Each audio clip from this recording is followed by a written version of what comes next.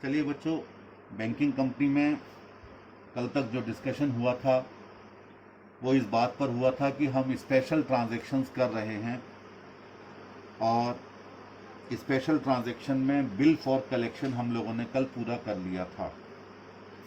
इसके बाद अब है अगला ट्रांजैक्शन, परचेज और डिस्काउंटिंग ऑफ बिल।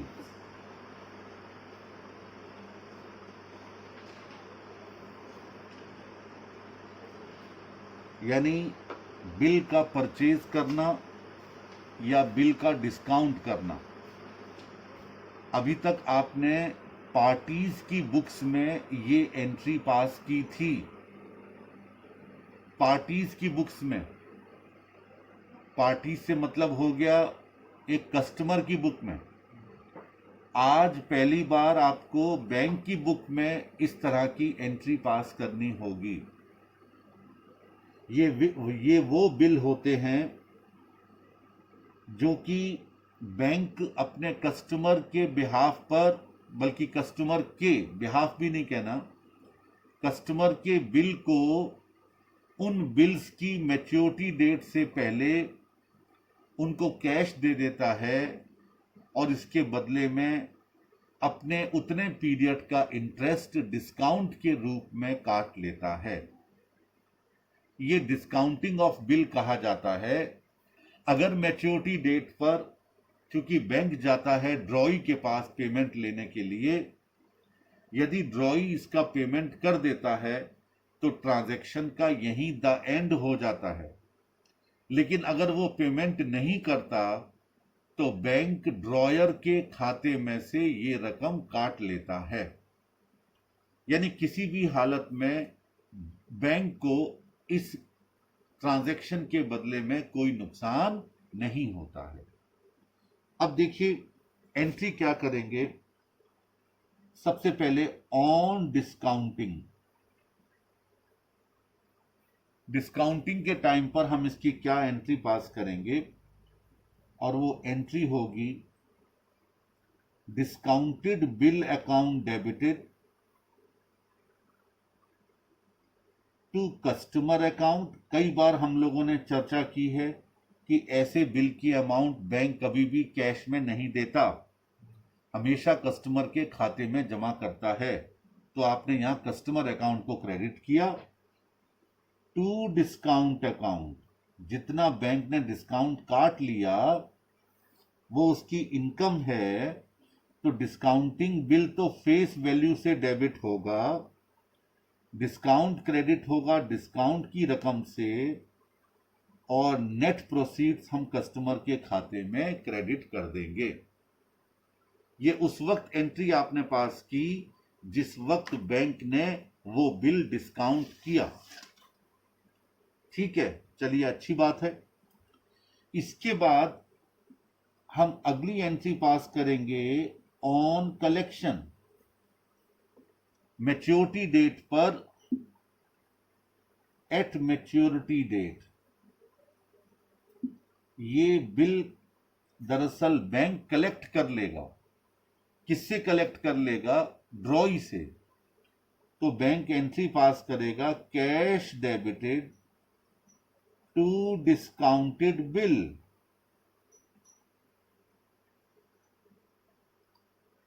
ये लीजिए डिस्काउंटेड बिल जिसे आपने पहले डेबिट किया था, आज आपने क्रेडिट करके इस खाते को बंद कर दिया और बैंक को पूरी फेस वैल्यू कैश के रूप में प्राप्त हो गई। ठीक है, और बाई चांस अगर ये डिसऑनर हो जाता है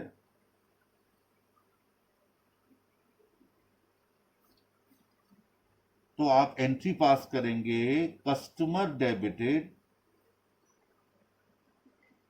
टू डिस्काउंटेड बिल।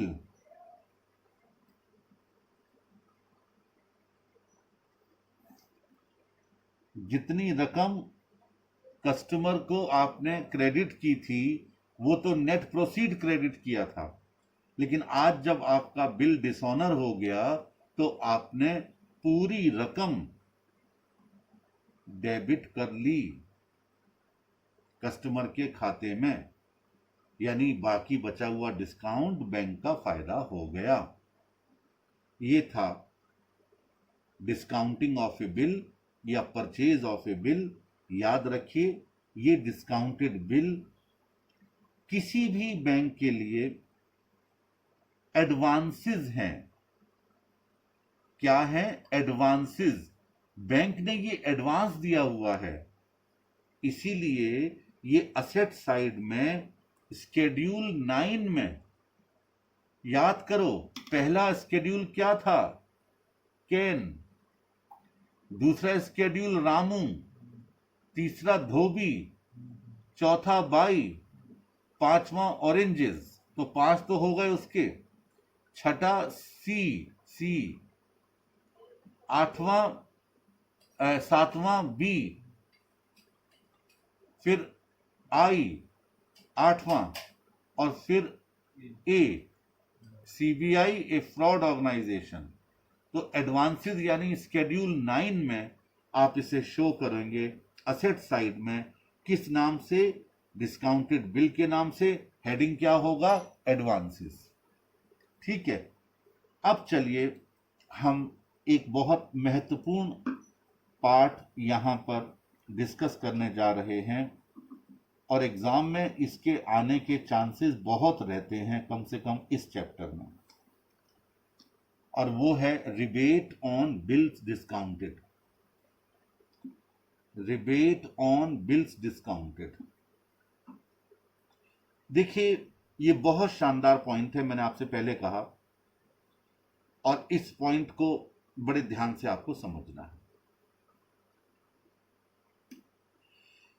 ये एग्जाम में भी कई बार आता है, मैंने आपको पहले कहा, और आप भी तैयार रहिएगा, हो सकता है एग्जाम में आपको ये क्वेश्चन मिल जाए।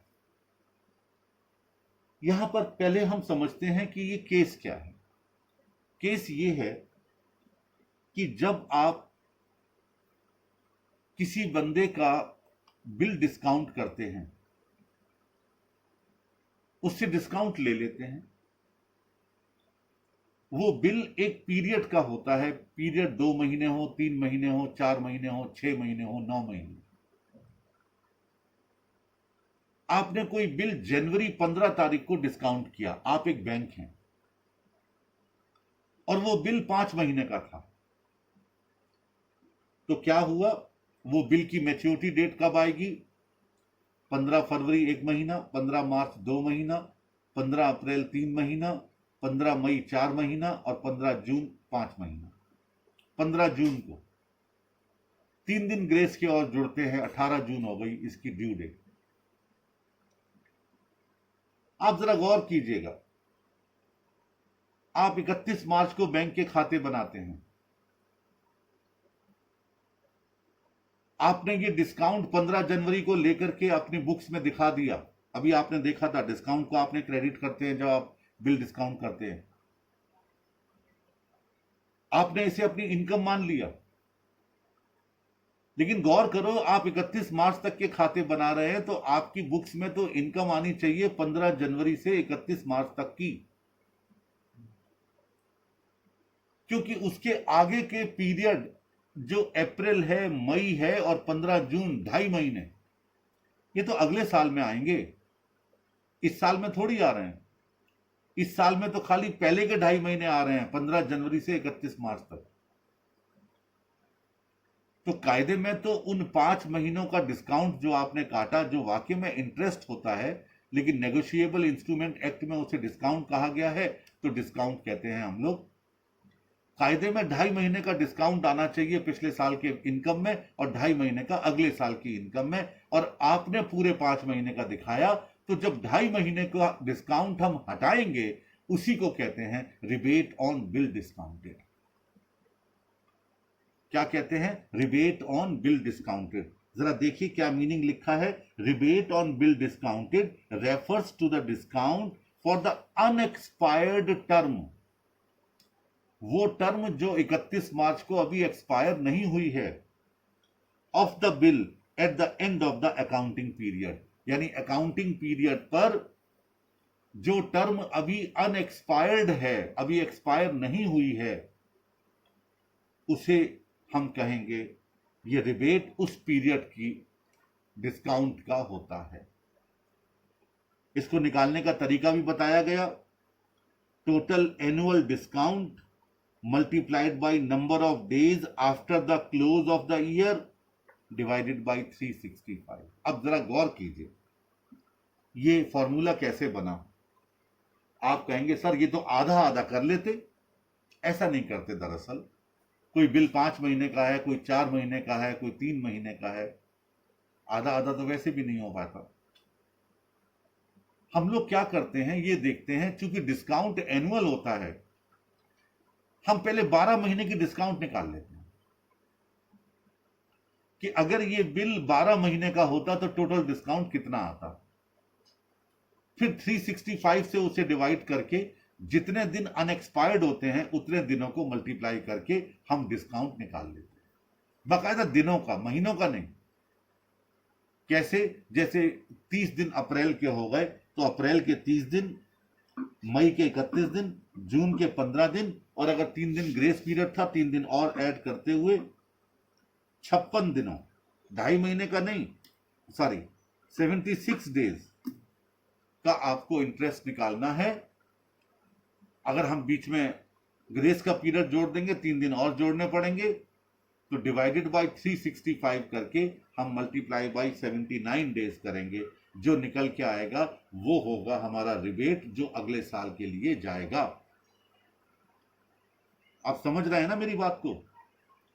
आगे क्वेश्चन दिए गए हैं, ये अच्छे क्वेश्चन है, आज करने हैं आपको सारे, अपनी स्टडी में से भी करने हैं, मेरी बुक में से भी करने हैं।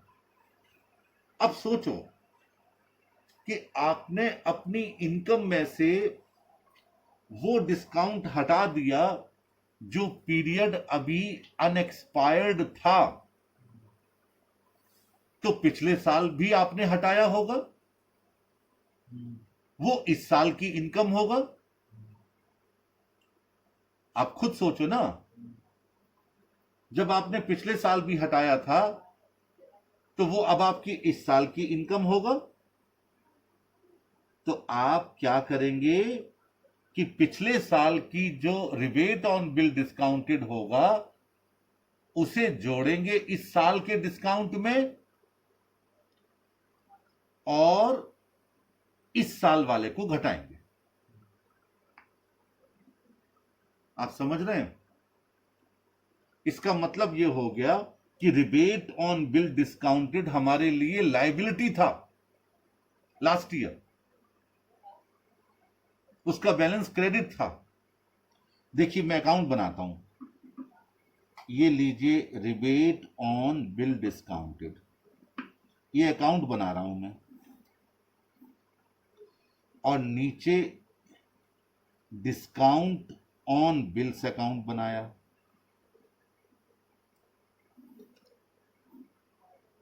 दो अकाउंट बनाए मैंने लेजर के। अब बड़े ध्यान से देखिएगा और समझने के लिए आपको बता रहा हूं कि जो डिस्काउंट ऑन बिल्स आपने अकाउंट बनाया, इसमें तो क्रेडिट साइड में आएगी फिगर। क्यों आएगी? क्योंकि ये हमारी इनकम है। आपने एक लाइन छोड़ा और लिखा discounted bill.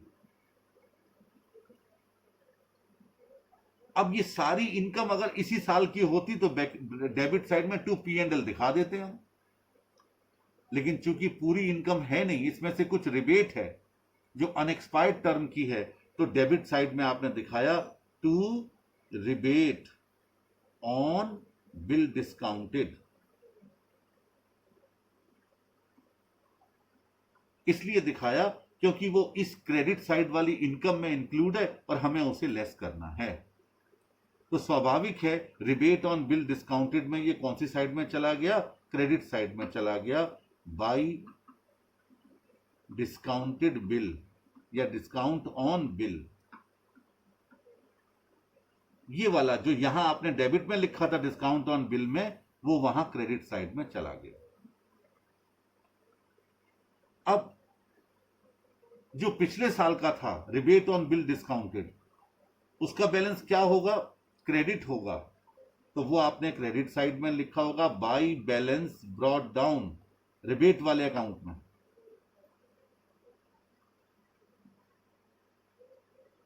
By balance brought down, ये पिछले साल वाला था, जो इस साल जुड़ना है तो रिबेट वाले अकाउंट में डेबिट साइड में लिखा to discount on bills account,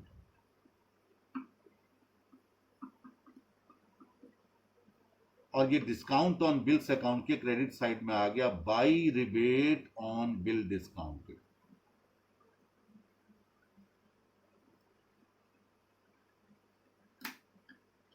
अब आपके दिमाग में एक बात आ रही होगी कि सर एक बात बता दो जरा कि ये लायबिलिटी कैसे। देखिए बच्चे, ये किस में से काटा जाता है? स्वाभाविक रूप से ये काटा जाता है उस डिस्काउंट में से जिसका बैलेंस क्रेडिट होता है। तो क्रेडिट में से कोई टुकड़ा काटोगे तो उसका बैलेंस क्रेडिट होगा। ये तो एक लेमैन की भाषा हो गई। इनकम में से जब आपने कोई चीज काटी है तो उसका बैलेंस क्रेडिट होगा। तो इनकम है नहीं तो दूसरा क्रेडिट बैलेंस क्या होता है? लायबिलिटी। ये तो खाली वो भाषा हो गई जो लेमैन की तरह आपने समझाया। और दूसरी भाषा है अकाउंट्स की, उसके मुताबिक ये अनएक्रूड इनकम है। वो इनकम जो कमा ली गई, जो प्राप्त हो गई लेकिन कमाई नहीं गई। वो इनकम जो प्राप्त हो गई लेकिन कमाई नहीं गई, इसलिए ऐसी अनएक्रूड इनकम हमेशा लायबिलिटी होती है। और ये प्रोविजंस वाले लायबिलिटीज एंड प्रोविजंस जो स्केड्यूल 5 है,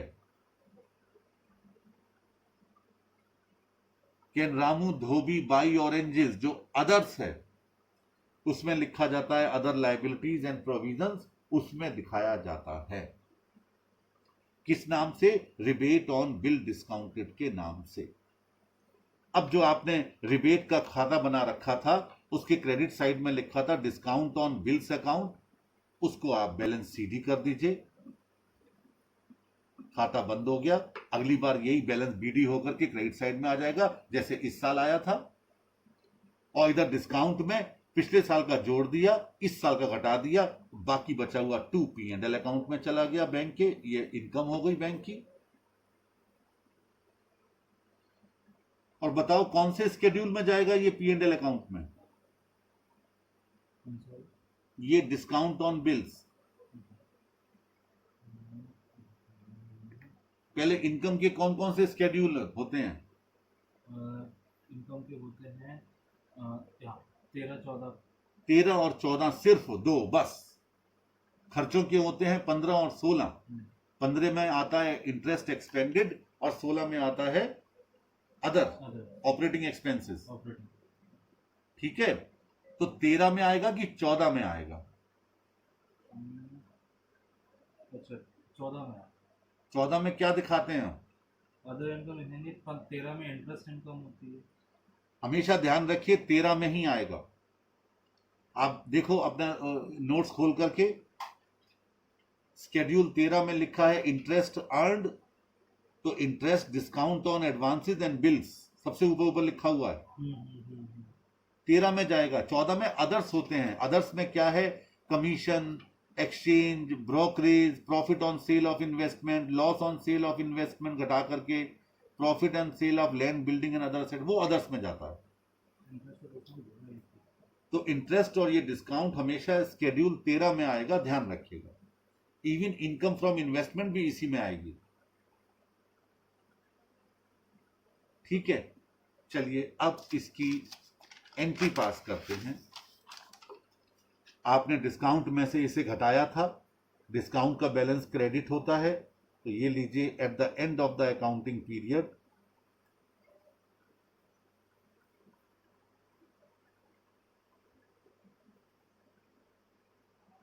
आप एंट्री करेंगे discount on bills account debited to rebate on bill discounted.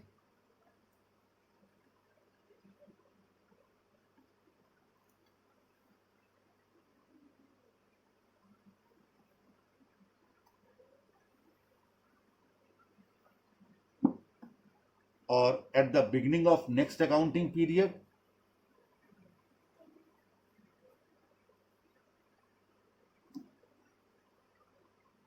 आप एंट्री करेंगे, यही रिवर्स हो जाएगी, rebate on bill discounted account debited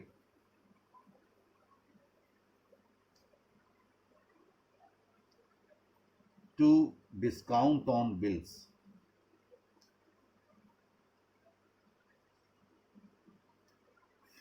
reverse entry हो जाएगी क्योंकि पिछले साल वाला हम इस साल जोड़ेंगे और इस साल वाला घटाएंगे।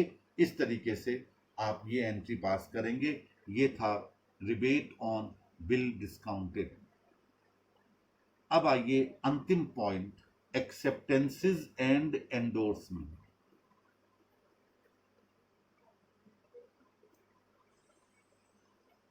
ये स्पेशल ट्रांजैक्शन का आखिरी पॉइंट है। इसके बाद सिर्फ दो टॉपिक रह जाएंगे।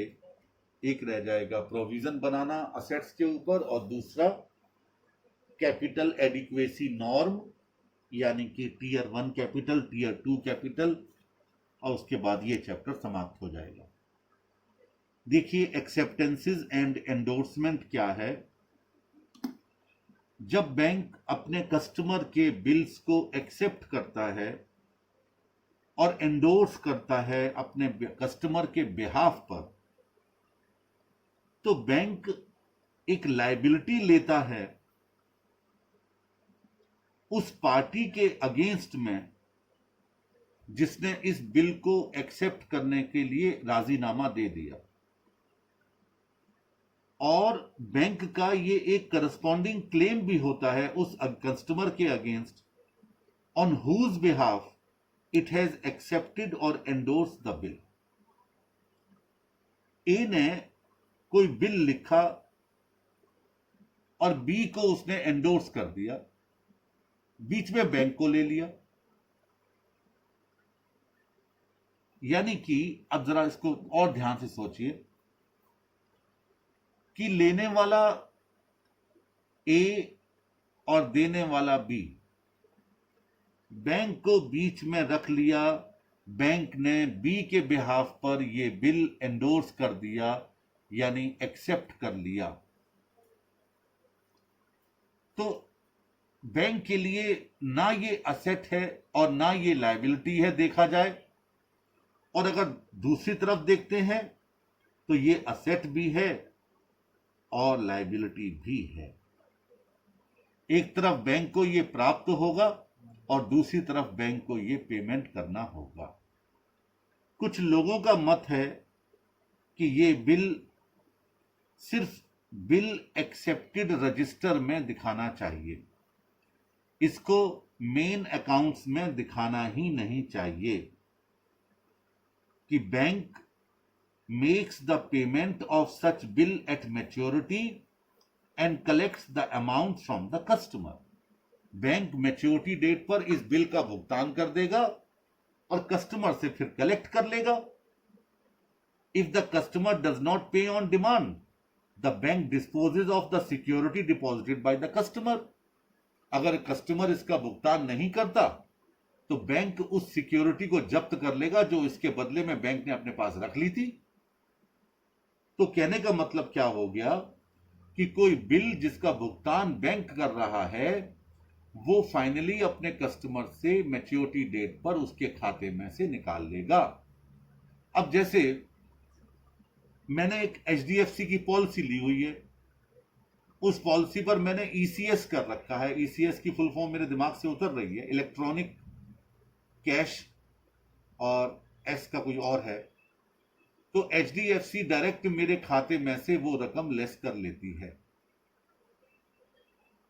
एचडीएफसी, अब मैंने अपने क्या किया, बैंक को आदेश दे रखा है कि हर महीने की 12 तारीख को मेरे खाते में से इतनी रकम निकाल करके एचडीएफसी को ट्रांसफर कर दीजिए। तो बैंक एचडीएफसी को 12 तारीख को इतना पेमेंट कर लेता है और मेरे खाते में से निकाल लेता है। तो बैंक के लिए ना वो असेट है ना वो लायबिलिटी है, और देखा जाए तो असेट भी है और लायबिलिटी भी है। एचडीएफसी को देना लायबिलिटी है और मेरे से लेना असेट है। तो इसलिए कुछ लोग इसे बिल्कुल नहीं दिखाते, कुछ लोग कहते हैं कि इसे दिखाना चाहिए कि असेट साइड में भी दिखा दो, करस्पॉन्डिंग लायबिलिटी साइड में भी दिखा दो। ये आपकी स्टडी में जो लिखा हुआ है आप उसे मान लीजिए, अगर दोनों तरफ दिखाना है तो दिखा दीजिए, और अगर नहीं दिखाना है तो इसे नहीं दिखाइए। कुछ लोग कहते हैं इसे कंटिंजेंट आइटम की तरह दिखाना चाहिए, तो ये भी इसका एक ट्रीटमेंट हो सकता है। ये था एक्सेप्टेंसेस एंड एंडोर्समेंट। इस टॉपिक को अपनी स्टडी में से जरूर पढ़िए, 100% आज ही पढ़िएगा। प्लस साथ में रिबेट ऑन बिल डिस्काउंटेड वाले क्वेश्चन 3, 4, 5 जितने भी हों, मेरी बुक वाले भी और स्टडी वाले भी, आज ही सॉल्व करने हैं आपको, आज ही सॉल्व करने में, बार बार कह रहा हूं, और उसके आने के चांसेस बहुत रहते हैं एग्जाम में।